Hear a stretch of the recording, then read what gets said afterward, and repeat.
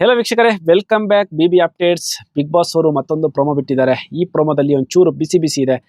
ಯಾವಾಗಲೂ ಮನೆ ಒಳಗಡೆ ಕೇಳಿಸ್ತಾ ಇದ್ದ ಜಗಳ ಇವತ್ತು ಸುದೀಪ್ ಸರ್ ಅವರ ಮುಂದೆ ನಡೀತಾ ಇದೆ ಅನ್ನೋ ರೀತಿಯಲ್ಲಿ ಈ ಪ್ರೊಮೋ ತೋರಿಸ್ತಾ ಇದೆ.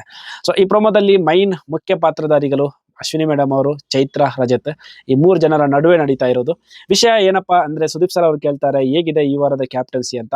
ಅವಾಗ ಚೈತ್ರ ಹೇಳ್ತಾರೆ, ಸರ್ ಈ ವಾರದ ಕ್ಯಾಪ್ಟನ್ಸಿಯನ್ನ ಎಲ್ಲೋ ಒಂದ್ ಕಡೆ ಅಶ್ವಿನಿ ಗೌಡ, ಸೂರಜ್ ಮತ್ತೆ ಧ್ರುವಂತ್ ಇವ್ರು ಯಾರೋ ಒಪ್ಕೋತಾ ಇಲ್ಲ ಅನ್ನೋ ರೀತಿಯಲ್ಲಿ ಮಾತಾಡ್ತಾರೆ. ಅವಾಗ ಅಶ್ವಿನಿ ಮೇಡಮ್ ಅವರು ಹೇಳ್ತಾರೆ, ಸರ್ ಬಂದಾಗಿಂದ ನಾನು ನೋಡ್ತಾ ಇದ್ದೀನಿ ರಜತ್ ಮತ್ತು ಚೈತ್ರ ನಾನು ತೀರಾ ಟಾರ್ಗೆಟ್ ಮಾಡ್ತಾ ಇದ್ದಾರೆ. ಅದರಲ್ಲೂ ಕೂಡ ರಜತ್ ವಿಚಾರ ನೋಡುವಾಗ ಬಿಗ್ ಬಾಸ್ ಅವರು ಮನೆ ಒಳಗಡೆ ಕಂಟೆಸ್ಟೆಂಟ್ ಅನ್ನ ಕಳಿಸಿದಾರ, ಇಲ್ಲ ಬೇರೆ ಎಲಿಮೆಂಟ್ಸ್ ಅನ್ನ ಕಳಿಸಿದಾರ ಅನ್ನೋ ರೀತಿಯಲ್ಲಿ ವರ್ತಿಸ್ತಾ ಇದ್ದಾರೆ ಅಂತ. ಅಂದ್ರೆ ಬೇರೆ ಎಲಿಮೆಂಟ್ಸ್ ಅನ್ನೋದು ಅಶ್ವಿನಿ ಗೌಡರವರ ಅರ್ಥದಲ್ಲಿ ರೌಡಿಗಳನ್ನ ಕಲಿಸಿದ್ದಾರೆ ಅನ್ನೋ ರೀತಿಯಲ್ಲಿ ಇತ್ತು. ಅದು ಅವರು ನುಂಗ್ಕೊಂಡು ಎಲಿಮೆಂಟ್ಸ್ ಅಂತ ಹೇಳಿದ್ದಾರೆ. ಸೊ ಆ ಪ್ರೊಮೋವನ್ನ ನೋಡ್ಕೊಂಡು ಬರೋಣ, ಆಮೇಲೆ ಮಾತಾಡೋಣ ಅದು ಸರಿಯಾ ತಪ್ಪಾ, ನಮ್ಮ ಅನಿಸಿಕೆ ಏನು ಅಂತ. ಮನೆಯಲ್ಲಿ ರಿಯಾಕ್ಷನ್ಸ್ ಹೇಗಿದೆ ಅವ್ರ ಕ್ಯಾಪ್ಟನ್ಗೆ? ಸೂರಜ್ ಅಶ್ವಿನಿ ಒಪ್ಕೊಳ್ತಾ ಇಲ್ಲ. ಅಶ್ವಿನಿ ಅವರು ತುಂಬಾ ಈಸಿಯಾಗಿ ಸಾಲ್ವ್ ಆಗ್ತಿರೋಂತ ವಿಷಯನ ಬರ್ಸ್ಟ್ ಮಾಡಿದ್ರು ಅನ್ಸುತ್ತೆ. ಅಣ್ಣ ರಜತ್ ಯಾಕೆ ಇಷ್ಟೊಂದು ಸ್ಟುಪಿಡ್ ಆಗಿ ಮಾತಾಡ್ತಿದ್ದಾರೆ ನನಗೆ ಅರ್ಥ ಆಗ್ತಾ ಇಲ್ಲ. ನೆಸೆಸರಿ ಆಗಿ ನನ್ನನ್ನ ಟಾರ್ಗೆಟ್ ಮಾಡ್ತಿದ್ದಾರೆ ರಜತ್ ಅಂಡ್ ಚೈತ್ರ ಅವರು. ನನ್ ತಂಟೆಗೆ ಬರಬಾರ್ದು.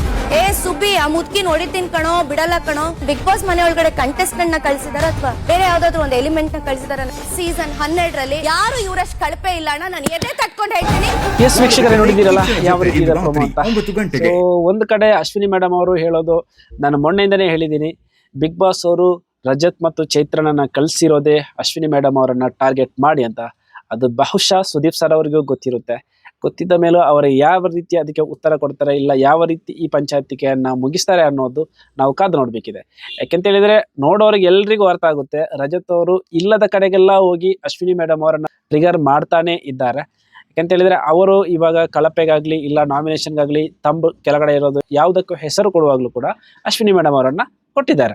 ಸೊ ಮನೆ ಒಳಗಡೆ ಬಂದ ನಂತರದ್ದು ಕೊಡಬೇಕಿತ್ತು. ಬಂದ ನಂತರ ಅವರಿಬ್ಬರ ನಡುವೆ ಏನು ಕಾಂಟ್ರವರ್ಸಿ ಆಗಲಿ ಇನ್ನೇನೋ ನಡೆದಿರ್ಲಿಲ್ಲ. ಅಶ್ವಿನಿ ಮೇಡಮ್ ಅವರು ಎಲ್ಲೋ ಒಂದ್ ಕಡೆ ಬದಲಾಗ್ತಾ ಇದ್ದಾರೆ ಅಂತ ಹೇಳುವಾಗ ಬಿಗ್ ಬಾಸ್ ಅವರಿಗೆ ಸಹಿಸ್ಲಿಕ್ಕೆ ಆಗ್ತಾ ಇಲ್ಲ ಅನ್ಸುತ್ತೆ. ಅದಕ್ಕೋಸ್ಕರನೇ ಅವರಿಬ್ಬರನ್ನ ಕಳ್ಸಿದಾರೆ ಅಂತ ನಾವೇನ್ ಗ್ರಹಿಸಿದ್ದೇವೆ ಅದೇ ಗ್ರಹಿಕೆಯು ಅಶ್ವಿನಿ ಮೇಡಮ್ ಅವರು ಮಾಡಿದ್ದಾರೆ.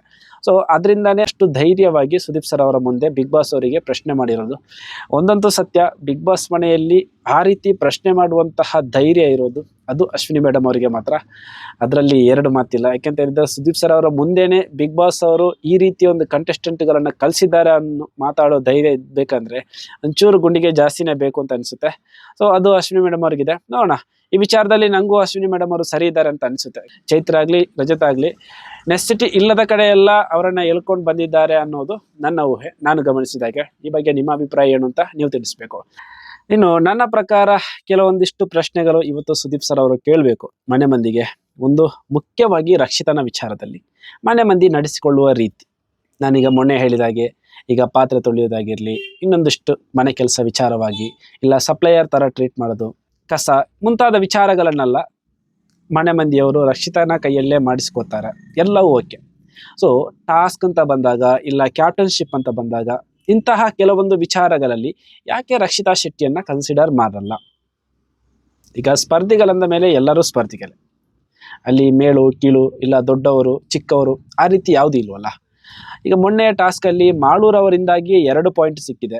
ಏನು ಮಾಡದ ಸೂರಜನ್ನ ಯಾಕೆ ಕನ್ಸಿಡರ್ ಮಾಡಿದ್ರಿ? ಆತರ ಕನ್ಸಿಡರ್ ಮಾಡ್ಬೇಕಿದ್ರೆ ಮಾಳುವನ್ನೇ ಕನ್ಸಿಡರ್ ಮಾಡ್ಬೇಕಿತ್ತು. ಯಾಕೆಂತ ಹೇಳಿದ್ರೆ ಮಾಳು ಆ ರೀತಿಯ ಟಾಸ್ಕ್ ಮಾಡಿದ್ರಿಂದ ಅಲ್ಲಿ 2 ಪಾಯಿಂಟ್ ಸಿಕ್ಕಿತ್ತು. ಈಗ ತಲೆ ಕೂದಲೇನಾದ್ರೂ ಅವ್ರು ಕೊಡ್ತಿರ್ಲಿಲ್ಲ ಅಂದ್ರೆ ಆ ಪಾಯಿಂಟ್ ಸಿಗ್ತಾ ಇರ್ಲಿಲ್ಲ. ಅಲ್ಲಿ ಸೂರಜನ್ನ ಯಾಕೆ ಕನ್ಸಿಡರ್ ಮಾಡಿದ್ರು ಅನ್ನೋದು ಮುಖ್ಯವಾಗಿ ಚರ್ಚೆ ಆಗ್ಬೇಕು. ಕನ್ಸಿಡರ್ ಮಾಡಿ ಕೂಡ ಅವ್ರು ಸೋತಿದ್ದಾರೆ, ಬೇರೆ ವಿಚಾರ, ಆಯ್ತಾ? ಇನ್ನು ಅಲ್ಲಿ ಸೂರಜನ್ನ ಕನ್ಸಿಡರ್ ಮಾಡ್ಬೋದಾದ್ರೆ ರಕ್ಷಿತಾಳನ್ನ ಯಾಕೆ ಕನ್ಸಿಡರ್ ಮಾಡ್ಲಿಕ್ಕೆ ಆಗಲ್ಲ?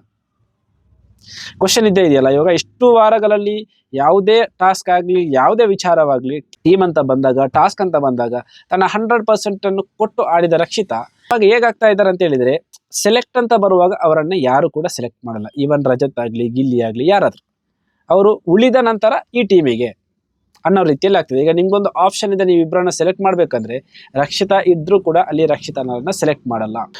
ಇನ್ನೊಂದು, ಮೊನ್ನೆ ಲೈವ್ ಅಲ್ಲಿ ನೋಡಿದವರಿಗೆ ಗೊತ್ತಿರುತ್ತೆ, ಧ್ರುವಂತ್ ಮತ್ತು ಅಶ್ವಿನಿ ಮೇಡಮ್ ಅವರು ಕೂತ್ಕೊಂಡು ರಕ್ಷಿತನ ಬಗ್ಗೆ ಧ್ರುವಂತ್ ಹೇಳೋ ಕೆಲವೊಂದು ಕೆಟ್ಟ ಕೆಟ್ಟ ಮಾತುಗಳೆಲ್ಲ ಇದೆ, ಆಯ್ತಾ? ಅವಳ ಹಾವಭಾವ, ಅವಳ ನಡತೆ ಬಗ್ಗೆ, ಅವಳಿರೋದ್ರ ಬಗ್ಗೆ, ಅದು ಗಿಲ್ಲಿಗೂ ರಜತಿಗೂ ಕಂಪೇರ್ ಮಾಡಿಕೊಂಡು ಅವ್ರದ್ದೆಲ್ಲ ಒಂದೇ ಕ್ಯಾಟಗರಿ, ಸೊ ಇನ್ನೊಬ್ಬರನ್ನ, ಈಗ ನಾನು ಹೇಳೋದು ಲೈವ್ ಅಂದರೆ ಲಕ್ಷಾಂತರ ಮಂದಿ ವೀಕ್ಷಣೆ ಮಾಡ್ತಾ ಇರ್ತಾರೆ. ಸೊ ಅಲ್ಲಿ ಅವರ ಕೆಲಸ ಏನು, ಆ ಕೆಲಸವನ್ನು ಮಾಡೋದು ಬಿಟ್ಟು ಇನ್ನೊಬ್ಬರ ವೈಯಕ್ತಿಕವಾಗಿ ಕೆಳಗಿಳಿಸುವಂತಹ ಯಾವುದೇ ಸ್ಟೇಟ್ಮೆಂಟ್ಗಳನ್ನು ಪಾಸ್ ಮಾಡಬಾರ್ದು ಅಲ್ವಾ. ಆ ರೀತಿ ಪಾಸ್ ಮಾಡಿದರೆ ಅದನ್ನು ಸರಿಪಡಿಸೋ ಕೆಲಸ ಕೂಡ ಬಿಗ್ ಬಾಸ್ ಅವ್ರದ್ದೇ. ಸೊ ಆ ಕೆಲಸವನ್ನು ಕೂಡ ಸುದೀಪ್ ಸರ್ ಅವರು ಮಾಡಬೇಕು.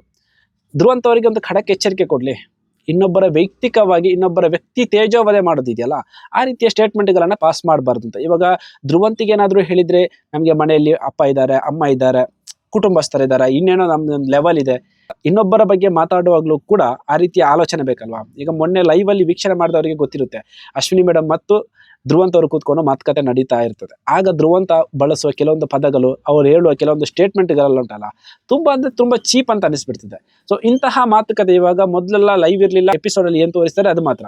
ಬಟ್ ಇವರು ಎಪಿಸೋಡಲ್ಲಿ ಇವಾಗ ಕಟ್ ಮಾಡಿ ತೋರಿಸಿದ್ರು ಕೂಡ ಲೈವಲ್ಲಿ ತುಂಬ ಜನ ನೋಡೋರು ಇರ್ತಾರೆ. ಇವಾಗ ನಾವೇಂಗ್ ಲೈವ್ ವೀಕ್ಷಣೆ ಮಾಡ್ತೀವೋ ಅದರ ಆಚೆಗೂ ಕೂಡ ಅವರ ಮನೆ ಮಂದಿಯವರೆಲ್ಲ ವೀಕ್ಷಣೆ ಮಾಡ್ತಾ ಇರ್ತಾರೆ, ಮಕ್ಕಳು ಅವರವ್ರ ಮಕ್ಕಳೆಲ್ಲ ಇರ್ತಾರೆ ಅಂತ. ಸೊ ಆವಾಗ ಅವರ ಮನಸ್ಸಿಗೂ ಕೂಡ ಹರ್ಟ್ ಆಗ್ತದಲ್ಲ, ಅವಾಗ ನನ್ನ ಮಗಳ ಬಗ್ಗೆ ಈ ರೀತಿ ಮಾತಾಡ್ತಾರೆ, ಇಲ್ಲ ನನ್ನ ಮಗಳ ಬಗ್ಗೆ ಈ ರೀತಿ ಒಂದು ಸ್ಟೇಟ್ಮೆಂಟ್ ಪಾಸ್ ಆಗ್ತದೆ ಅಂತ. ಆ ರೀತಿಯ ಒಂದು ಸ್ಟೇಟ್ಮೆಂಟ್ ಪಾಸ್ ಮಾಡುವವರ ವಿರುದ್ಧ ಸುದೀಪ್ ಸರ್ ಅವರು ಯಾಕೆ ಕ್ರಮ ತಗೊಳ್ಳಲ್ಲ? ಇನ್ನೊಂದು ಪ್ರಶ್ನೆ ಬಿಗ್ ಬಾಸ್ ಅವರಿಗೇನೆ ಕೇಳಬೇಕು, ನಿಮ್ಗೆ ಬೇಕಾದವರಿಗೆ ಮಾತ್ರ ನೀವು ಸೀಕ್ರೆಟ್ ಟಾಸ್ಕ್ ಕೊಟ್ಟು ಕ್ಯಾಪ್ಟನ್ಸಿ ಓಟಕ್ಕೆ ಆಯ್ಕೆ ಮಾಡುತ್ತಾ? ಉಳಿದ ಮಂದಿಗಳೇನು ಅಲ್ಲಿ ಅರ್ಹತೆ ಇಲ್ಲದವರ ಅಂತ ಆದ್ರೆ ನೀವು ಮನೆ ಒಳಗಡೆ ಯಾಕೆ ಇಟ್ಕೊಂಡಿದ್ದೀರಾ? ಈ ವಾರದ ಸೀಕ್ರೆಟ್ ಟಾಸ್ಕ್ ಅಲ್ಲಿ ಇವಾಗ ಗಿಲ್ಲಿ ಕೊಟ್ರು, ರಾಶಿಕಾ ಕೊಟ್ರು, ಅಶ್ವಿನಿ ಮೇಡಮ್ ಅವ್ರಿಗೆ ಕೊಟ್ರು, ಇಬ್ಬರನ್ನ ಟೀಮಿಂದ ಆಯ್ಕೆ ಮಾಡಿದ್ರು. ಸೊ ರಕ್ಷಿತಾ ಶೆಟ್ಟಿ ಆಗಲಿ, ಮಾಳು ಆಗಲಿ, ಸ್ಪಂದನ ಆದರೆ ಕಳೆದ ವಾರದಲ್ಲಿ ಕ್ಯಾಪ್ಟನ್ ಆಗಿದ್ದು ಅಂತ ಇಟ್ಕೊಳ್ಳೋಣ, ಬೇಡ. ಉಳಿದವರು ಸೂರಜು ಇವರೆಲ್ಲ ಏನು ಅರ್ಹತೆ ಇಲ್ಲದವರ? ಅವರು ಕೂಡ ಒಂದು ಟಾಸ್ಕ್ ಕೊಡ್ಬೋದಿತ್ತಲ್ಲ. ಇಲ್ಲ ಮನೆ ಮಂದಿಗೆಲ್ಲ ಸೇರಿ ಒಂದು ಟಾಸ್ಕ್ ಕೊಟ್ಟು ಅದರಲ್ಲಿ ಯಾರು ಚೆನ್ನಾಗಿ ಆಟ ಆಡ್ತಾರೆ ಅವರಿಷ್ಟು ಜನರನ್ನ ಅಂತ ಆಯ್ಕೆ ಮಾಡ್ಬೋದಿತ್ತು. ಆ ಥರ ಏನಾದರೂ ಒಂದು ಫೇರ್ ಟಾಸ್ಕನ್ನು ಕೊಡ್ಬೋದಿತ್ತು. ಯಾಕೆ ವಿಲನ್ ಅಂತ ಬಂದು ಒಂದಿಷ್ಟು ಜನರನ್ನ ಮಾತ್ರ ಸೆಲೆಕ್ಟ್ ಮಾಡಿ ಅದು ಕೂಡ ಕ್ಯಾಪ್ಟನ್ ಟಾಸ್ಕ್ಗೆ ಆಯ್ಕೆ ಮಾಡೋ ಥರ ಮಾಡೋದು? ಉಳಿದವರೆಗೂ ಆಸೆ ಇರುತ್ತಲ್ಲ. ಕಳೆದ ವಾರದ ನಾಮಿನೇಷನ್ ಅಲ್ಲಿ ಅಂದ್ರೆ ಚೂರಿ ಚುಚ್ಚುವ ವಿಚಾರದಲ್ಲಿ ಒಂದು ಕಾವ್ಯ ಗೆಸ್ಚರ್ ಮಾಡಿದ್ರು, ನೀನು ಸರಿಯಾದ ಕಾರಣ ಕೊಟ್ಟಿಲ್ಲ ಅಂದ್ರೆ ನಿನ್ನ ಕಾರಣಗಳು ನನ್ನ ಕಾಲಿಗೆ ಸಮಾನ, ಅಂದ್ರೆ ಚಪ್ಪಲಿಗೆ ಸಮಾನ ಅಂತ. ಸೊ ಅದನ್ನ ಅವತ್ತು ಕೇಳಿಲ್ಲ. ಆದರೆ ಈ ವಾರ ಸ್ಪಂದನ ಮತ್ತು ಕಾವ್ಯ ಸೇರಿ ರಕ್ಷಿತಾ ಶೆಟ್ಟಿಯ ಭಾಷೆಯ ಬಗ್ಗೆ, ಅವಳ ಹಾವಭಾವದ ಬಗ್ಗೆ ವ್ಯಂಗ್ಯವಾಡಿದ್ದಾರೆ. ಈಗ ಪ್ರತಿಯೊಬ್ಬರಿಗೂ ಅವರದೇ ಆದ ಒಂದು ಪರ್ಸನಾಲಿಟಿ ಇದೆ. ಆ ಪರ್ಸನಾಲಿಟಿಯನ್ನ ವ್ಯಂಗ್ಯವಾಡೋದು, ಇಲ್ಲ ಕಾಮಿಡಿ ತರ ಮಾಡ್ಕೊಂಡು ಹೋಗೋದು, ಅದು ಕೂಡ ಸೀರಿಯಸ್ ಪ್ರಕ್ರಿಯೆ ನಡೆಯುವಾಗ, ತಮಾಷೆ ಮಾಡುವಾಗ ಆದರೆ ಬೇರೆ ವಿಚಾರ. ಸೊ ಆ ರೀತಿಯೆಲ್ಲ ಮಾಡೋದು ಕೂಡ ತಪ್ಪು. ಚಿಕ್ಕ ವಿಚಾರಗಳನ್ನು ಕೂಡ ಕ್ವಶನ್ ಮಾಡಬೇಕು ಅನ್ನೋದು ನನ್ನ ಭಾವನೆ. ಕೆಲವೊಂದ್ಸಲ ಈಗ ನೋಡಿ, ರಜತ್ ಅವರಿಗೆ ಮೈಕ್ ತಂದು ಕೊಟ್ಟಿರೋ ವಿಚಾರವನ್ನ ಇಟ್ಕೊಂಡೆ ಅವರೆಲ್ಲ ನಾಮಿನೇಷನ್ ಮಾಡೋದು, ಮೆಣಸಿನಕಾಯಿಯನ್ನು ಹಾಕೋದು, ಇನ್ನೇನೋ ಮಾಡೋದೆಲ್ಲ ಮಾಡಿದ್ರು. ಕರೆಕ್ಟಾ? ಸೊ ಅವಳು ಯಾಕೆ ಆ ಮೈಕವನ್ನ ತಂದ್ರು ಅನ್ನೋದನ್ನ ಸುದೀಪ್ ಸರ್ ಅವರು ಸ್ವಲ್ಪ ಸದವಕಾಶ ಕೊಟ್ಟು ಅವರಿಗೆ ಅರ್ಥ ಮಾಡಿಸುವ ರೀತಿಯಲ್ಲಿ ಪ್ರಶ್ನೆಯನ್ನು ಕೇಳಿ ಅವಳ ಕೈಯಿಂದನೂ ಉತ್ತರ ಕೊಡಬೇಕು.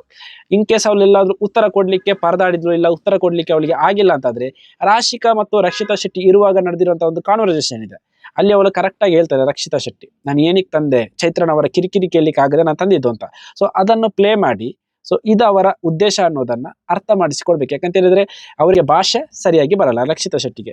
ಸೊ ಹೇಗೆ ಕನ್ವೆ ಮಾಡೋದು ಅಂತಾನೆ ಅರ್ಥ ಆಗಲ್ಲ. ಒಂದು ಮಾತಾಡ್ಲಿಕ್ಕೆ ಹೋಗಿ ಇನ್ನೊಂದು ಮಾತಾಡೋದಕ್ಕಿಂತ ಅವರ ವ್ಯಕ್ತಿತ್ವವನ್ನ ಜನರಿಗೆ ತೋರಿಸೋ ಒಂದು ಉದ್ದೇಶ, ಇಲ್ಲ ಮನೆಯವರಿಗೆ ಒಂದು ಅರ್ಥ ಮಾಡಿಸೋ ಉದ್ದೇಶ ಇದ್ರೆ ಇದನ್ನು ಕೂಡ ಮಾಡ್ಬೋದು ಅನ್ನೋದು. ಇನ್ನು ನಾಮಿನೇಷನ್ ಅಂತ ಬರುವಾಗ ಈ ವಾರ ವೋಟಿಂಗ್ ಲೈನ್ ಓಪನ್ ಇಲ್ಲ. ಸೊ ಅದರಿಂದ ನಮ್ಗೆ ಒಂದು ಕ್ಲೂ ಸಿಕ್ಕಿರೋದೇನಂತ ಹೇಳಿದ್ರೆ, ಈ ಸಲ ಶಾಕಿಂಗ್ ಎಲಿಮಿನೇಷನ್ ಇರುತ್ತೆ. ಅಂದ್ರೆ ಸೀಕ್ರೆಟ್ ಟಾಸ್ಕ್ ಏನಾದರೂ ಸೀಕ್ರೆಟ್ ಆಗಿ ರೂಮ್ ಒಳಗಡೆ ಕೂರಿಸುವಂತಹ ಒಂದು ಪ್ರಕ್ರಿಯೆ ನಡೀಬಹುದು.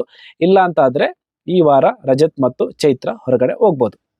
ಸೊ ಇದು ಎರಡರಲ್ಲಿ ಯಾವ್ದಾದ್ರು ಒಂದು ನಡೆಯುವ ಸಾಧ್ಯತೆ ಕೂಡ ಇದೆ ಅಂತ ಅನಿಸ್ತದೆ. ನಿಮ್ಗೆ ಏನ್ ಅನಿಸ್ತದೆ ಈ ಬಗ್ಗೆ ಅಂತ ಕಮೆಂಟ್ ಬಾಕ್ಸ್ ಅಲ್ಲಿ ತಿಳಿಸಿ.